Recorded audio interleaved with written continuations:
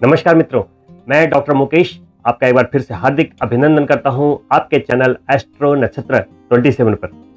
दोस्तों, राहु और केतु राशि परिवर्तन करने वाले हैं। ये दोनों ग्रह आपके पिछले जन्मों के कर्म को इंगित करते हैं और आपके जीवन में एक महत्वपूर्ण बदलाव को करवाने का बल रखते हैं।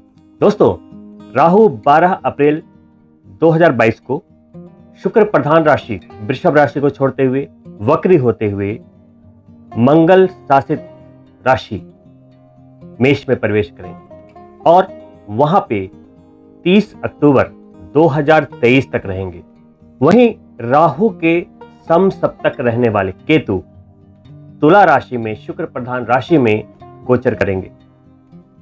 ये गोचर 18 महीने तक आपकी जिंदगी को प्रभावित करेगा। आपके जीवन में, आपके कार्यशैली में, आपकी मानसिकता में, आपके शारीरिक बिहेवियर में काफी ज्यादा परिवर्तन लेकर आएगा। राहु का परिवर्तन मेष राशि में होगा। वहीं मेष राशि आपके आत्मविश्वास और आकांक्षाओं को दर्शाता है। लीडरशिप की जो ताकत होती है, जो पावर होती है, जिसके दम पर व्यक्ति सफल होते हैं, वो मेष राशि का गुण होता है।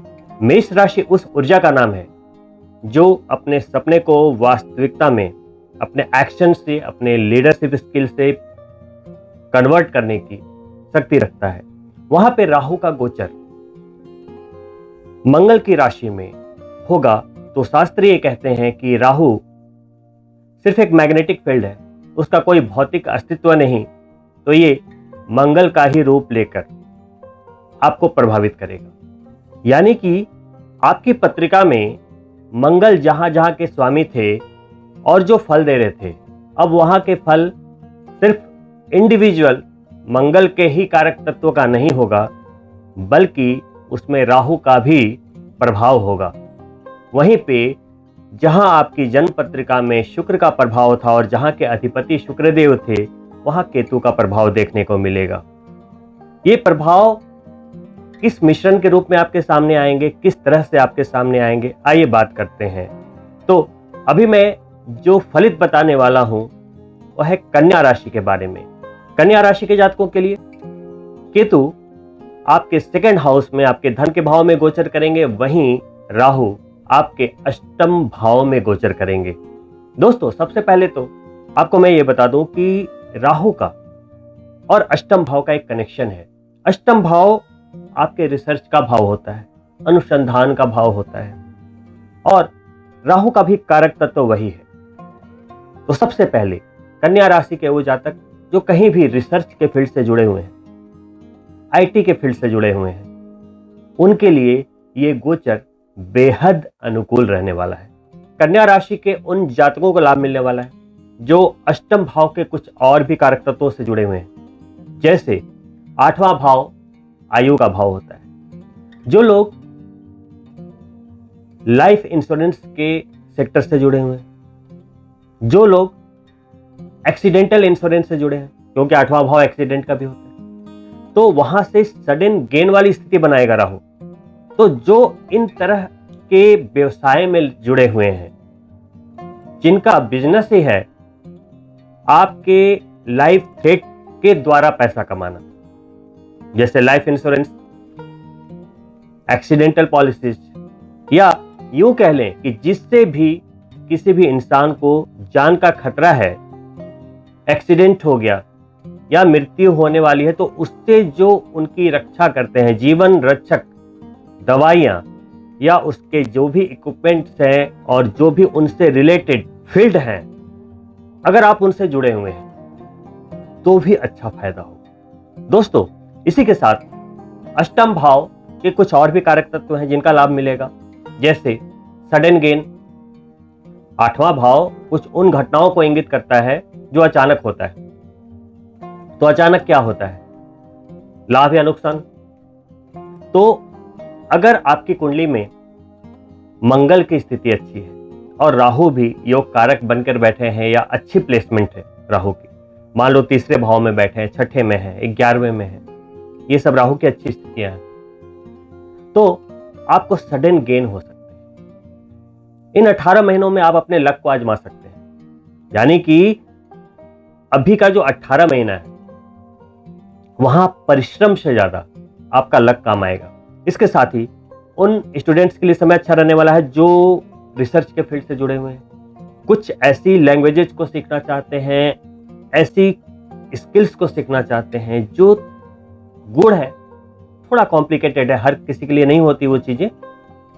यानी कि थोड़ी गहराई वाली बातें जिसको हर कोई आसानी से ना समझे, उस स्किल को डेवलप करने के लिए यह समय काफी सपोर्टिव साबित होगा। क्योंकि राहु केतु एक्सिस पे, केतु भी छिपी हुई चीजों को उभारने में, उस स्किल्स को इंप्रूव करने में जबरदस्त भूमिका निभाता है। राहु आपके अंतर्ज्ञान को बहुत जबरदस्त मजबूत करता है। तो अंतर्ज्ञान मजबूत होगा तो विद्यार्थियों को भी फायदा होगा। कोई भी कंपटीशन में पढ़ाई कर रहे तो आपको कंसंट्रेशन चाहिए। साथ ही जो बिजनेसमैन है और जिसका काम है मैनेजमेंट करना या स्ट्रेटजी बनाना, बिजनेस स्ट्रेटजी बनाना, कहाँ इन्वेस्ट करना है, कैसे करना है, करोड़ों अरबों का टर्नओवर है, शेयर मार्केट की पूरी प्लानिंग करना, किस में लगाएं किस में नहीं, जहां माइंड का काम है, वैसे बिजनेसमैन की बात कर रहा हूं, उनके लिए राहु केतु का ये गोचर काफी स्ट्रांग है। लेकिन आपको 2 सावधानियां रखनी है। जितने भी कन्या राशि के जातक हैं, आपको 2 सावधानियां रखनी है। पहली, अष्टम का गोचर है राहु का। तो देखिए राहु क्या है, राहु हमारे माइंड में संशय की स्थिति बनाता है, डायलेमा की स्थिति बनाता है। राहु को शैडो बोला गया है। मेरे लैंग्वेज में राहु एक ऊर्जा का नाम है, क्योंकि आप पृथ्वी को देख सकते हैं, चंद्रमा को देख सकते हैं, सूर्य को देख सकते हैं, बृहस्पति को देख सकते हैं, शनि को देख सकते हैं, शुक्र को देख सकते हैं, बुध को देख सकते हैं, लेकिन आप राहु और केतु को नहीं देख सकते, क्योंकि उसका कोई फिजिकल एग्जिस्टेंस नहीं, वो कोई प्लेनेट है ही नहीं। तो सवाल ये उठता है कि ये 9 ग्रहीय व्यवस्था जो है, ग्रह तो 7 है, लेकिन हमने राहु और केतु को क्यों रखा वहां एस्ट्रोलॉजी में? क्योंकि चंद्रमा और सूर्य के जो पाथ है, उसके काटे जाने वाले जो 2 बिंदु हैं, वहां पर इतनी ज्यादा मैग्नेटिक फील्ड जनरेट हुई कि ग्रह से भी ज्यादा उसका महत्व है। तभी आप जब पैदा होते हैं और जिस एक्सिस में ये पॉइंट है उसको राहु का नाम दिया गया और दूसरे पॉइंट को केतु का नाम दिया गया। और ये जो केंद्र है, ये जो स्पॉट है गोचर में, जहां जहां आता है वही मैं आपको बता रहा हूं कि अभी मेष राशि में राहु का स्पॉट आ गया और केतु तुला राशि। ये ऊर्जा का भंडार है। तो अभी मैं क्या बोल रहा था, सावधानी रखनी है। सावधानी क्या रखनी है? जहां पर आपका कोई भी लाइफ थ्रेट हो, जैसे ड्राइविंग में या कहीं भी, आप स्विमिंग कर रहे हैं, आप माउंटेनिंग कर रहे हैं, आप ट्रैकिंग कर रहे हैं, जहां भी थोड़ा भी खतरा हो, आपका कोई ऐसा बिजनेस है, जॉब है, जहां आप मशीनरी के बीच में बड़े बड़े लोहे और बड़े बड़े भारी भरकम चीज़ों के साथ काम कर रहे हैं, जहां चोट चपेट लगने के चांसेस होते हैं, वहां आपको सावधानी रखनी पड़ेगी। मैं ये बिल्कुल नहीं कह रहा कि ये 18 महीनों में राहु आपके साथ कोई ऐसी घटना करेगा जिसको आप एक्सीडेंट कह सकते हैं। जी नहीं, मैं ये नहीं कह रहा हूं, लेकिन संभावना क्या कहती है? 8वां भाव, अष्टम भाव में राहु का होना और मेष राशि में राहु का होना। मेष राशि को अगर हम फिजिकल टर्म में देखें एस्ट्रोलॉजी में, तो मेष यानी 1 नंबर सिर, 2 वृष, 3रा मिथुन, 4था कर्क, 5वां सिंह यानी पेट, इस तरीके से तलुओं तक राशियां आती हैं। तो एक तो अष्टम में गोचर है और दूसरा 1 नंबर में मेष राशि में राहु का गोचर है। राहु हमारे दिमाग में है, हमारे सिर पर है, तो कंफ्यूजन की स्थिति क्रिएट कर सकता है। और अष्टम हमारे आयु का भाव है, तो हमें सावधानी जरूर रखनी है। दूसरी चेतावनी, आपके हेल्थ में थोड़ी सी समस्या आ सकती है। आपको इस बात का ध्यान रखना पड़ेगा, अपने हेल्थ का ध्यान रखें। 2 महीने में, 3 महीने में, 6 महीने में ट्रैक करते रहें, अपने हेल्थ को चेकअप कराते रहें, कोई भी समस्या आने ना दें। अपने रूटीन्स को व्यवस्थित रखें, कोई भी परेशानी नहीं होगी। अमूमन ये चेतावनी इसलिए दी जाती है कि ऐसा 100 में से 90% में देखा गया है कि अष्टम में जब राहु गोचर करता है तो स्वास्थ्य से जुड़ी हुई छोटी मोटी समस्याएं देखी गई है। अगर हम सावधानी लेते हैं, अगर हमें पता है, ये वीडियो इसीलिए तो है, अगर हमें पता है कि इन 18 महीनों में हमारे हेल्थ में कुछ समस्या आ सकती है, हम इसे ट्रैक करते रहेंगे। जब हम अपने हेल्थ के प्रति सचेत हैं तो क्यों खराब होगा हेल्थ? गाड़ी सभी लोग अच्छे से चलाते हैं, समझदारी से चलाते हैं, है ना? फिर भी एक्सीडेंट होता है ना?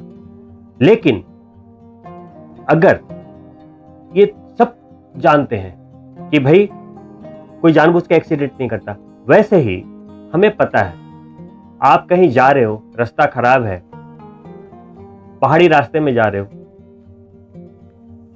आपके पेरेंट्स ने बोल दिया गाड़ी संभल कर चलाना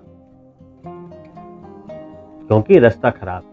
तो एक आपकी नॉलेज, आपकी कॉमन सेंस तो है ही आपके साथ, लेकिन आपके पेरेंट्स ने दोबारा चेतावनी दे दी, यानी कि क्या हुआ? मतलब आप इस बात की गंभीरता को समझते हुए एक्स्ट्रा प्रिकॉशंस लेंगे और आप सेफ रहेंगे। उसी तरीके से हमारा हेल्थ भी है, हम जानबूझ के तो खराब नहीं करते, लेकिन ज्योतिषीय सिद्धांत अगर कुछ कहता है तो उसमें कुछ गहराई होती है।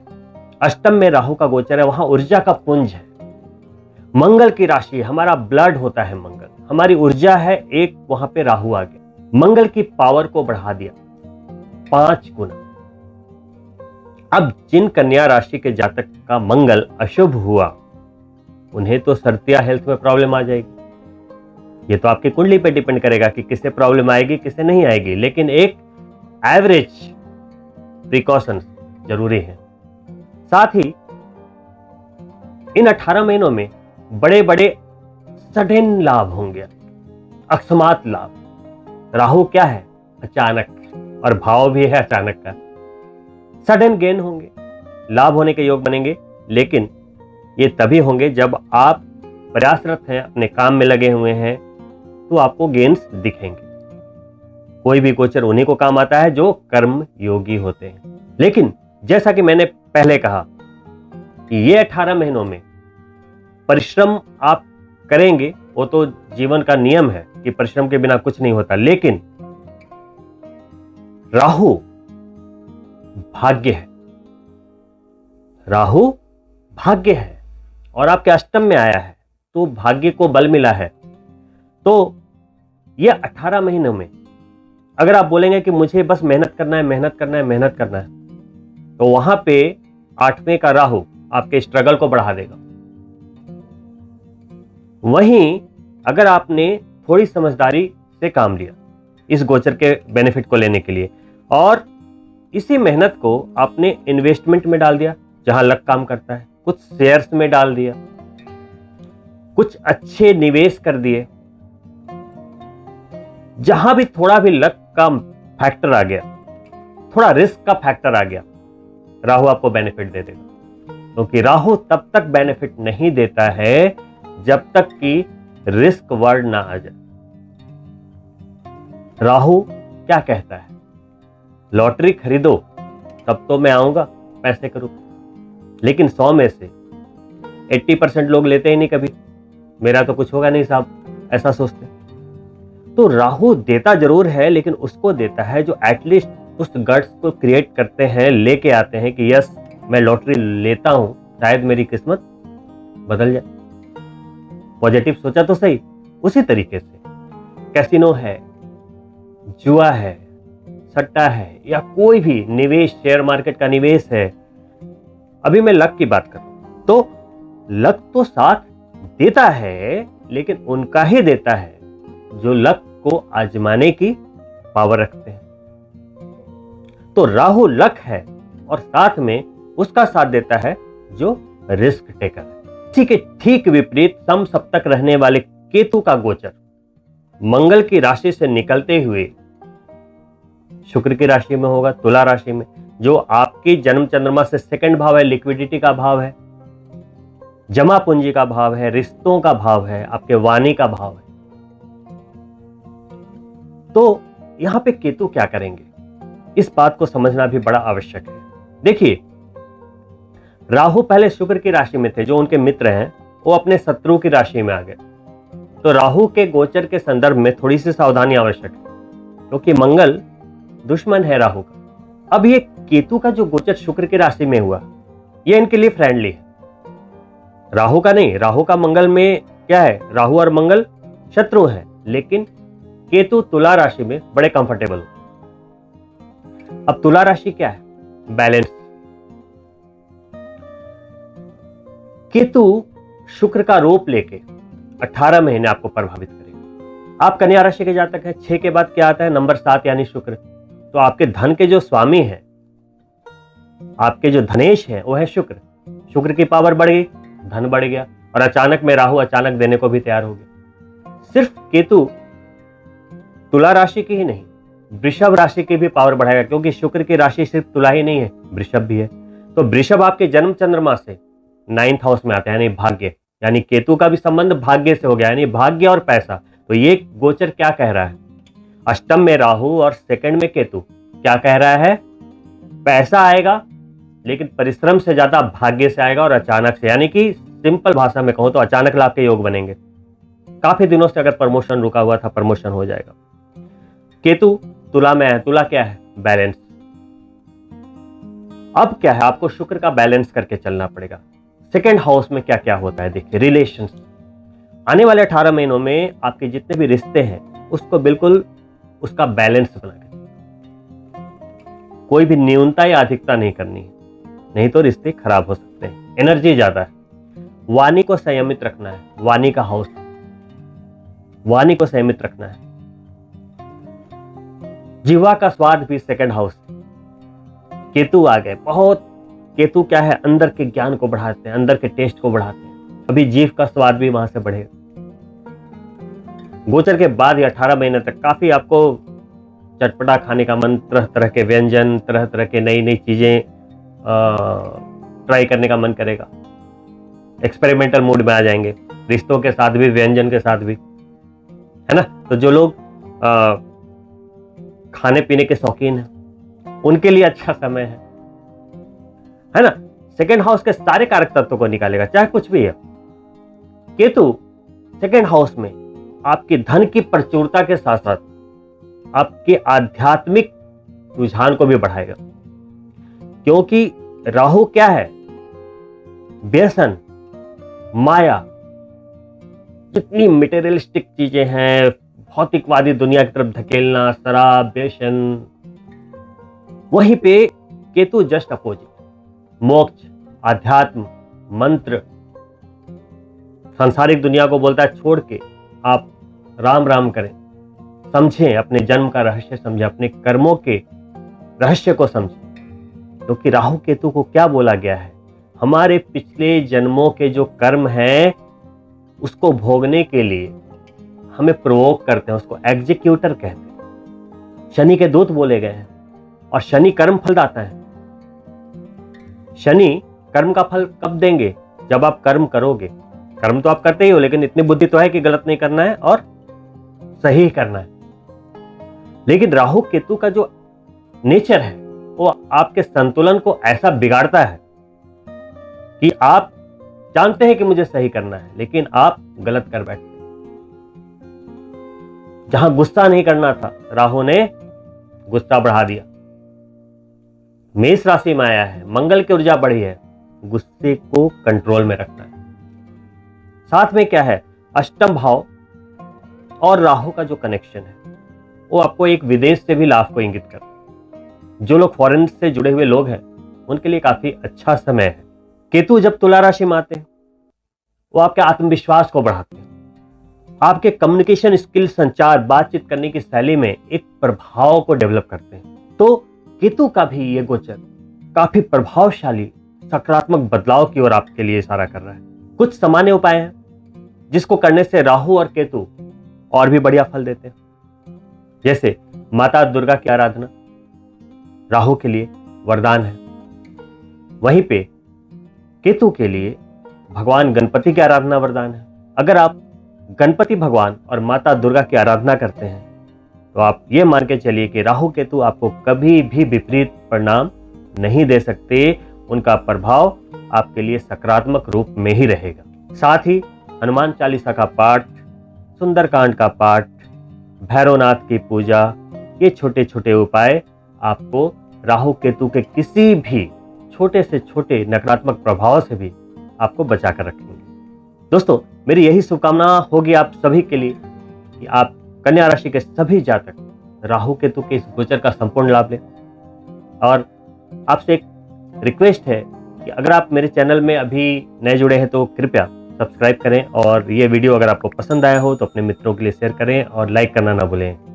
बहुत ही जल्द दूसरे वीडियो में आपसे मुलाकात करता हूं। तब तक के लिए नमस्कार।